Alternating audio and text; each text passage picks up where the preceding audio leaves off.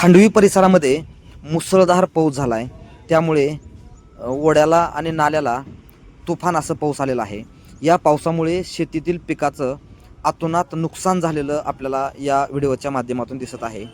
अगदी सोसाट्याचा वारा आणि मुसळधार पाऊस या परिसरामध्ये झाल्यामुळे कुर्डवाडी रस्त्यावरून खांडवी गावामध्ये जाण्यासाठीचा जो रस्ता आहे तो रस्ता देखील ब्लॉक झालेला आहे. रस्त्यावरून मोठ्या प्रमाणामध्ये पाण्याचा प्रवाह असल्यामुळे खांडवी गावाचा संपर्क सध्या तरी तुटलेला आहे. मोठ्या प्रमाणामध्ये पाण्याचा प्रवाह रस्त्यावरती या ठिकाणी आपल्याला बघायला दिसतोय.